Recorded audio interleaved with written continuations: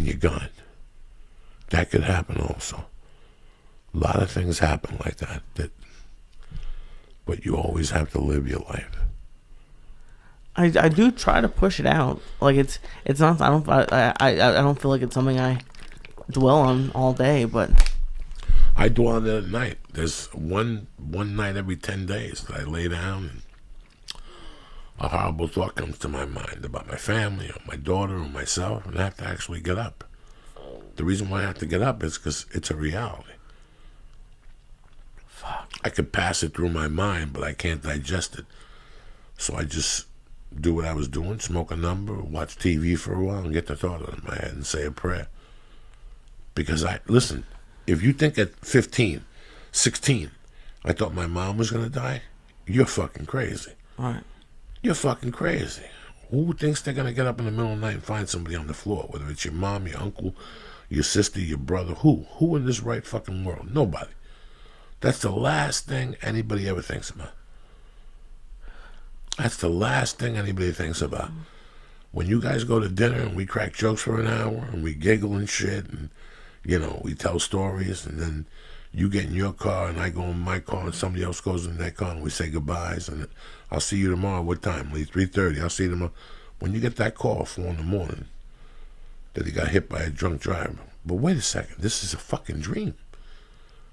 This is a fucking dream. That's the same way I felt when Dominic Special died. That's the same way I felt when Anthony Balzano died. I just saw him at 6 o'clock. What do you mean he went to Pathmark at 9 o'clock at night? I just saw him at 6. He was going home for dinner. He was going to study for a math test tomorrow. You understand me? Things happen in life. That's what makes life live, is that things happen, people pass, and one day you have to learn how to live without them. Somebody passed in my life a couple of years ago. It's really weird, the friends you gather and the relationships you have with them. And some of them pass, and you say a prayer for them, you send flowers, you go to the funeral, you think of them from time to time. I have a friend that passed maybe 4 or 5 years ago, maybe right before, around Grudge Match. Right, yeah. Like I talked to him while I was shooting Grudge Match. And he was a dear friend of mine. He's the guy that took me out of fucking Jersey. He talked me into going to Colorado with him and buying a car and putting it under my name, then he crashed it. And it was just, we hooked up in 83, and obviously we were friends till he passed 3 years ago. And it was a friendship that I talked to him once a week. When I was back there, I don't meet with a lot of people. There would be one night a week in 93 where he would pick me up on Monday nights. We'd drive down the shore together. We'd go on his boat. We'd go back to his house, eat the fish. We'd smoke pot. We'd watch a movie, and then we'd go to bed. And he'd drive me back to New York City the next day at 4:45 in the morning. I'd be by Madison Square Garden at fucking 5:30 a.m. walking around. Why so early? Because that's when he was in charge of all the window washers in like 6 or 7 buildings. Him and his brother worked at the World Trade Center for a while, and they moved him around.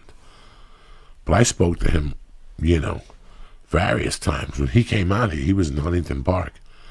And I actually scheduled a gig down there. It was like 2 days after my neck surgery with the fat ball.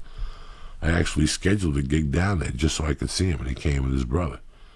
And I had a great time with him. And another time we went to fucking Atlantic City, and on the way there we were eating those contaminated crab legs with blood on them and shit. We got a call from Linda Rowe to go to Connecticut and do a comedy gig. He drove me. And just shit like that, And sure enough, a couple of years ago he passed. And I gotta tell you something. I still keep his number in my phone. I got his number in my phone, Nakafoley's number in my phone. I got like 3 people who punched the ticket in the last 3 or 4 years. I kept their fucking number just because that's the type of psycho I am. I'm just having, their phone got disconnected for a few weeks. I'll bump into them someday. You know what I'm saying? I keep it that way. But Jimmy, I think about once a day. I'm craving. The reason why I've been thinking about him the last 5 days, he used to make this dish. Lee, you ready? Tell me. He gets spaghetti. He'd boil it. Good start. boil it, nice. He had it perfect. While he was cooking the fucking spaghetti, he'd fry up some bacon.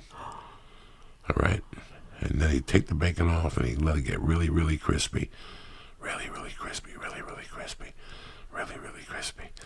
And then he'd take the fucking spaghetti out and he'd put it in the strainer. And then when it was in the strainer, he'd throw a piece of fucking butter in that motherfucker. And he'd start right there working it with the butter and shit. Then he'd throw that right into the fucking thing. With the bacon? Not yet. Then he'd throw the bacon on top of that. Some more butter on top of that. And then he'd get an egg yolk. And throw the egg yolk on top of that. And he'd mix it in real fucking good. And he'd throw some salt and pepper on that motherfucker. And Lee, it was delicious. Delicious. It sounds amazing. Delicious. Oh, but you got proteined up. If you were lifting weights, forget about it. He would cook a big pot of it once a week and just put it in the freezer, on the refrigerator, I'm sorry. And from time to time, you could take the pot out and just take a bowl, put it in the microwave oven, and bang, you had yourself some fucking pasta. The bacon bits were tremendous, how he made them. I could never make it that way. And I've been dying to make it for my daughter because it's something different. It's like a Puerto Rican fettuccine Alfredo. Right. But I don't think she'll eat it with the bacon in it. She doesn't like bacon? Who the fuck knows? She eats bologna. She calls it salami. I don't. What are you gonna do with her? Yeah, I don't know. What am I gonna do with her? I got enough problems with you and shit like that. What am I gonna do? It's been fun going up on Tuesday nights. I've been enjoying it. Lee, that was the weirdest thing ever last night. People, let me explain something to you. You could do comedy. When you first start out in comedy, you do what's called open mics. And there where you show up and you sign up. And there's a bunch of dickheads who think they're movie stars. And they get up and they do horrible material. And you wait there all night. You do comedy in front of other comedians. And it's hell.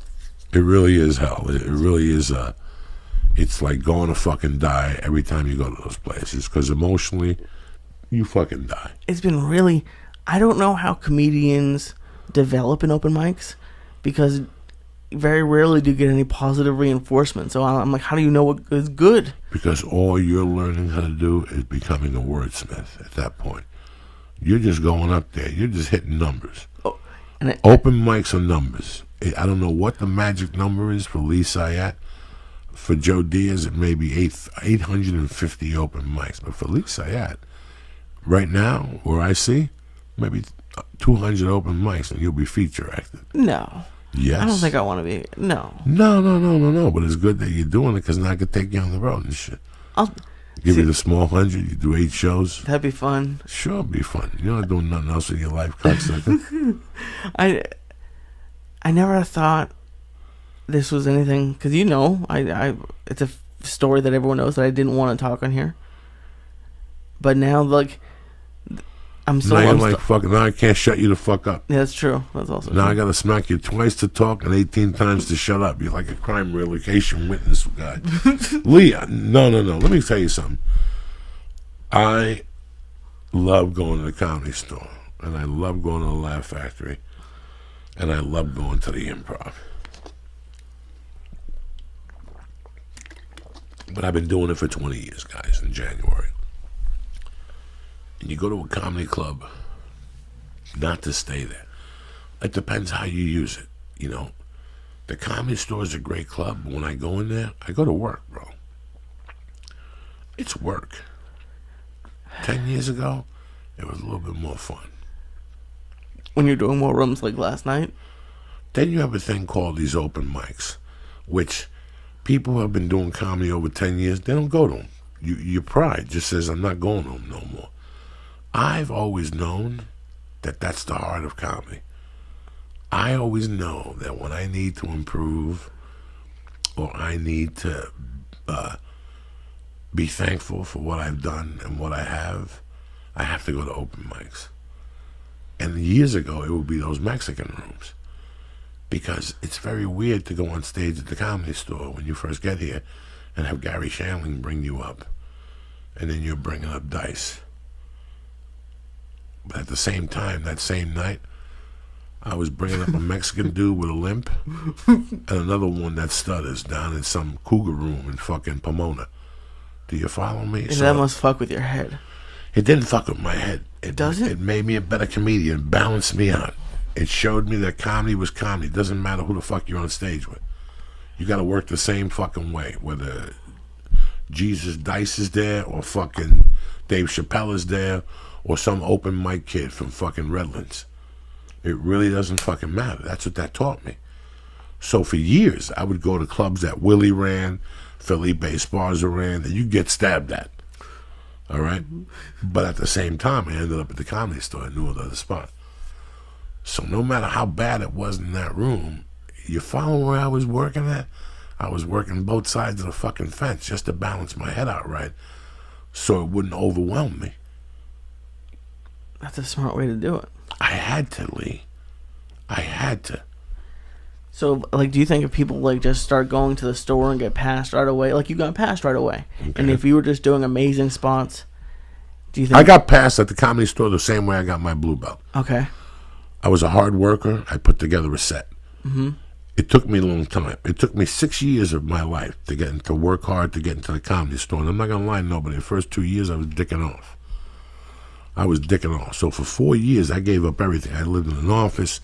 I went to fucking jail for arguing with some chick's boyfriend and getting arrested for domestic violence. I lived on scraps. Josh Wolf helped me out. I mean, it was a nightmare. I lived in a basement with a fucking bed and a bench for dinner. It was completely of who the fuck I was. It was completely out of my comfort zone. But the whole time, I was fucking evolving, and I wasn't even knowing it. I was shedding that skin, and I wasn't even knowing it. I wasn't even fucking knowing it. So it took me basically 6 years. I was to that point. Now, was I a good comic to be at the store? No. I've seen better comics that got into the store. We're going in like fucking Marines, you understand me? Welcome to church, motherfucker.